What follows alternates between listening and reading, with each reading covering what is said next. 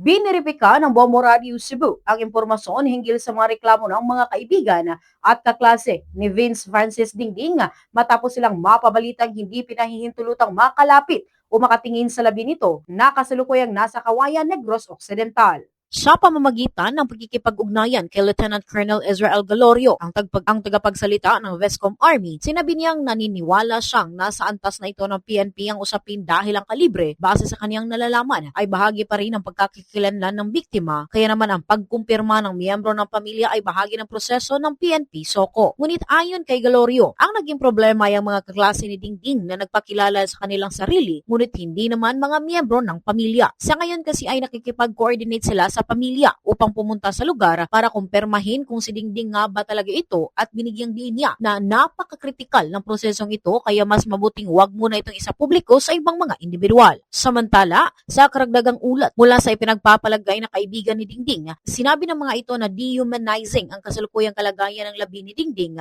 dahil pinasok lamang umano ito sa isang kahoy na lalagyan. Gayon pa man, naitanong ni Galorio kung personal ba itong nakita ng mga kaibigan ni Dingding o hindi. Dahil dito, sinabi niyang isa lamang itong propaganda at pinayuhan ang mga nagpakilalang kaibigan ni Dingding na pag-aralan muna kung wala ba itong conflict bago maglabas ng anumang propaganda dahil nagdudulot lamang ito ng kalituhan. Ito ay lalo pat kamakailan lang ay nagpahayag silang hindi pinapayagang makadalaw o makatingin sa labi ni Dingding. Ngunit ngayon naman ay may panibago na namang kwento na lumalabas na dehumanizing umano ang kalagayan nito. Kaugnay nito, nilinaw ni Galorio na bahagi ng proseso ng PNP SOCO ang pagtukoy sa labi ng biktima na dapat ay kapamilya hanggang sa second degree of consanguinity ang gagawa nito. Matanong ko lang, ano ba talaga? Nakita nila or hindi?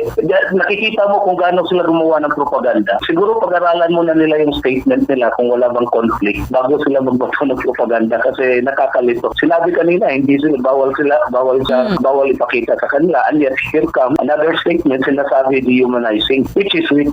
Mula rito sa Cebu, ito si Bombo Irene Ardiente. And this is Bombo Radio Philippines, the #1 and most trusted source of news and information. Basta Radio. Bombo!